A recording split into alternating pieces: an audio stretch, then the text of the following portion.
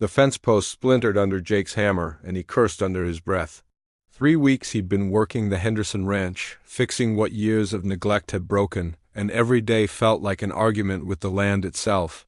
The widow who owned it, Margaret Henderson, paid him well enough and left him alone, which was exactly how Jake preferred things. At 34, he'd learned that staying meant complications, and complications meant pain. He was coiling wire when he heard her call from the porch.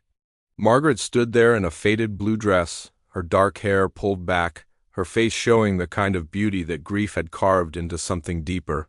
She was maybe 40, maybe younger. Sorrow had a way of adding years that calendars couldn't count. "Storm's coming," she said, pointing to the bruised sky rolling in from the west. "You should stay in the barn tonight. I've made up a place for you." Jake nodded his thanks, the way he always did, with as few words as possible. He'd been sleeping in his truck bed, and his back had been reminding him he wasn't 20 anymore. A barn sounded like luxury. But that evening, as the first drops began to fall, Margaret appeared at the barn door with blankets, a thermos of coffee, and something in her eyes that made Jake nervous. Not fear, not invitation exactly, but a kind of desperate courage that he'd seen before in people standing at the edge of cliffs. "I need to talk to someone," she said simply. "I've been alone here for 2 years since Thomas died, and I'm forgetting what my own voice sounds like." She sat on a hay bale without waiting for permission, and Jake, caught off guard, sat opposite her. She talked, and he listened. She told him about Thomas, about their 20 years together, about the accident that took him, about the silence that followed. She talked about the ranch they'd built with their own hands, about dreams that died harder than the man who dreamed them, about the suffocating weight of empty rooms and unanswered questions. Jake sipped his coffee and said little, but something in his stillness made her words flow easier. The rain drummed on the roof, creating a cocoon of sound that made confession feel safe.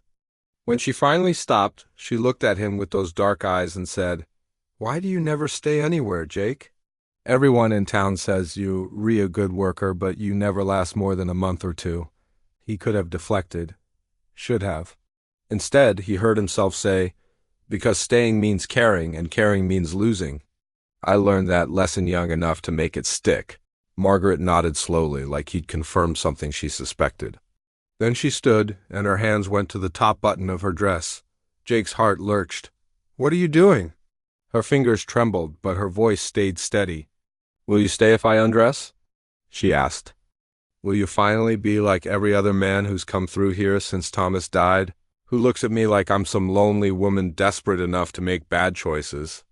Is that what you're waiting for? Permission to see me as nothing but loneliness and need?" Jake stood so fast he knocked over the coffee thermos. "Stop," he said, his voice rough with something between anger and heartbreak. "Just stop." Margaret's hands fell to her sides and she started to cry. Not delicate tears, but deep, wrenching sobs that shook her whole body. "I just wanted to know if you were different," she gasped. "Everyone thinks they know what I need. They think I need a man, need someone to take Thomas's place, need to be saved from my own grief. But what I need is someone who sees me as a person, not a problem to solve or an opportunity to take." Jake crossed the space between them and did something that terrified him more than any bronc or bar fight ever had. He pulled her into his arms, not with desire but with understanding, and held her while she cried. "I see you," he said quietly. "I've seen you every day I've been here. I see someone strong enough to keep a ranch running alone. I see someone brave enough to face each day even when it hurts. I see someone who loved deeply enough that losing it nearly destroyed her but didn't." She pulled back, searching his face. "Then why do you keep leaving?" "Because I lost someone too," he admitted. "My sister raised her after our parents died. She was 17 when a drunk driver took her. I was supposed to protect her, and I failed. So I stopped staying, because if you don't put down roots, nothing can rip them out." Margaret wiped her eyes, and something shifted between them. Not romance, not yet, but recognition. Two people who'd been running from the same thing, just in different directions. "What if staying doesn't mean losing?" she asked. "What if it means living?" Jake didn't answer right away. The rain had softened to a steady whisper. "I don't know how to do that anymore." "Neither do I," Margaret said. "But maybe that's something we could figure out together." Not as two lonely people filling empty spaces, but as two broken people learning to build something new. Jake looked around the barn, at the ranch beyond, at this woman who'd been brave enough to expose her pain to make a point about dignity. For the first time in 8 years, he felt something shift in his chest. Not the absence of fear, but the presence of possibility. "I've got 3 more weeks on this contract," he said finally. Margaret smiled, small but real. "And after that?" "After that, maybe I'll stay. Not because I have to, not because you need me to, but because I choose to. Because maybe it's time I stopped running." She nodded, buttoning her dress properly, her dignity intact and his respect earned. "That's all I wanted to know. That you could see me and choose me, not as a widow or a lonely woman, but as Margaret. Just Margaret."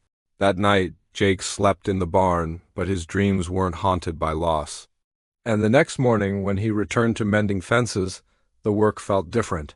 Not like patching up someone else's broken things, but like building something that might last. 3 weeks became 3 months, became 3 years. And the Henderson Ranch, which had known so much sorrow, learned to hold joy again. Not because someone stayed out of pity or need, but because 2 people chose each other with clear eyes and honest hearts, and that made all the difference.